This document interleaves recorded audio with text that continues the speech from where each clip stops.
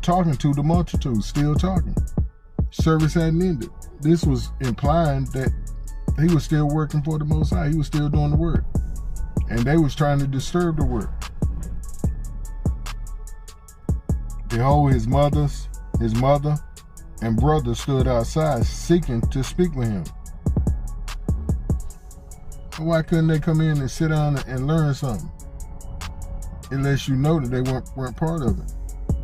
They weren't part of the Most High's kingdom. I'm not saying that they didn't get right a little later, but only the Most High knows. They were coming with a keeper move. How many know what a keeper move is? It's found in Matthew 16 and 23. Yahushua says to Kepha, "Get behind me, Satan." This is because Kepha was focusing on human things rather than the things of Yahuwah, particularly regarding Yahushua's suffering and death. Yahushua rebukes Kepha for his perspective, seeing it as an offense or a stumbling block to Yahushua's mission, or to his mission. And we continue on. Then one said to him, "Look, your mother and brothers are standing outside seeking to speak with you." Oh, they done sent word. They done sent word. Come holler at us. We got some serious business. But he answered and said to the one who told him, "Who is my mother and who is my brothers?" And he stretched out his hand towards his disciples and said, "Here's my mother and my brothers. For whoever does the will of my Father in heaven is my brother and sisters and mother." Family, do you know what he was implying at that moment? They didn't know his daddy.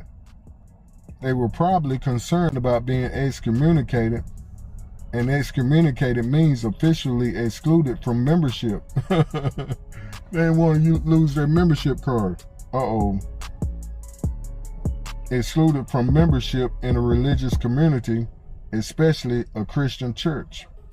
It typically involves a ban from participation in certain religious rites, sacraments, and holding positions of authority within the church or assembly. They weren't trying to lose their authority. They weren't trying to lose their spot in the community. And this was a serious thing, now, family. Don't get me wrong. It was very serious being excommunicated. Because not only did it mean excommunicated from the church, but that means from your job, whatever you do, your trade. Folks will just cut you off. But the whole point is you have to trust the Most High. And this is what we go through daily as the Most High's children. We're like, okay, excommunicate me. As long as I'm in cahoots with the Most High, I'm good. Because he supplies all my needs. He's there with me when I'm lonely. He's there with me when I have any kind of problem, any kind of trouble. He's there. He's the one. Not the other people, places, and things out here in this world. No, he's the one. He's the one that we have to make sure we're on one page with. He's the one that we better be sure we know before we leave this earth. And how do we know him, Robert? Let's take that second to really make this understood. By getting in his word, studying to show yourself approved, seeing how he dealt with other people in the book before you, and then taking what he tells you to do and do it. When he tells you that you need Yahushua, you need to accept Yahushua as the price for your sins, then you just do it. You don't make no bones about it. You say, okay, I fall in line, I do it. You made me, evidently you have a purpose for me. If you tells me this is what I need to do, that's what I'm going to do. And Matthew 25:40-45. And the king will answer and say to them, "Surely I say to you, inasmuch as you did..." Let's give some understanding to what we're getting ready to look at now. And see, this is where the rubber really meets the road. This is where the Most High is really going to judge whether you know him or not. and what he counts really serious, or what he considers really serious, and considers a major offense to how he does things. And the king will answer and say to them, or surely I say to you, inasmuch as you did it to one of the least of these my brethren, you did it to me. Then he will also say to those on the left, remember, depart from me, you cursed, into the everlasting fire, prepared for the devil or Hasatan and his angels. No, it wasn't made for us. It was made for Hasatan and his angels. He wasn't trying to give his most valuable creation that kind of, pardon me, family. We're gonna continue. I'm trying to put the windows up though. We better, cause that helicopter.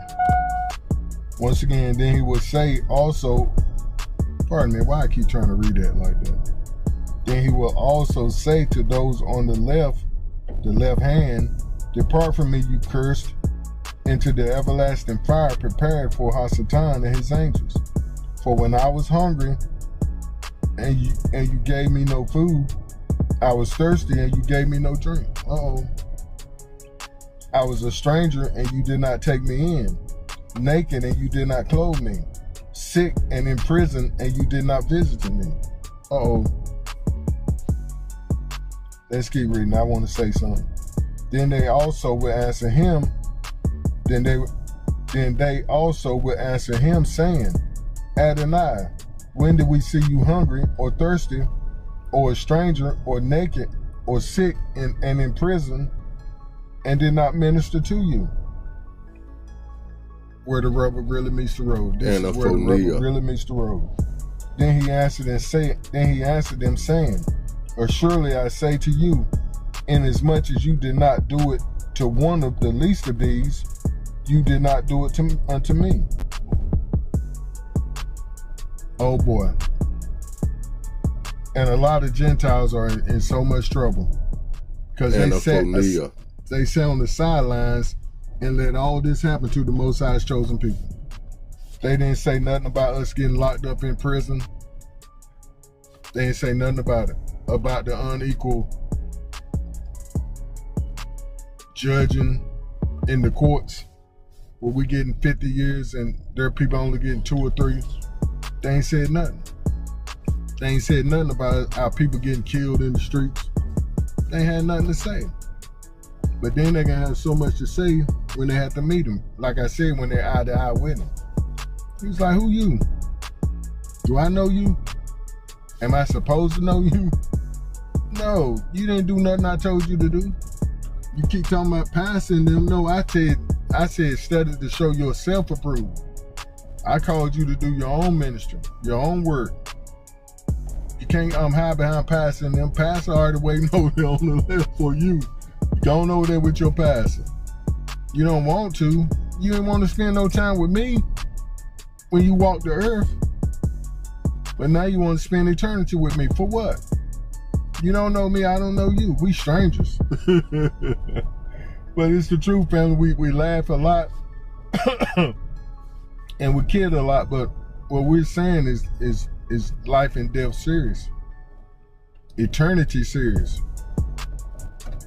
Don't get there in his face and start trying to plead a bargain. Don't try to start pleading the bargain, then work out your soul salvation right now with fear and trembling. Don't get in front of him and say, well, I did this. Won't that good enough? All he gonna say is, no, get on gone. Get somewhere. I don't even want to see you no more. Then them angels gonna grab you, expedite your tail to hell, and say, get on gone, you cursed. Who wants that? I mean, honestly, who wants that? Do you? And keep thinking that this is a game, that it's not gonna ever come to fruition, that it's not gonna happen. It's about to happen sooner than you think. Don't keep playing the fool, family.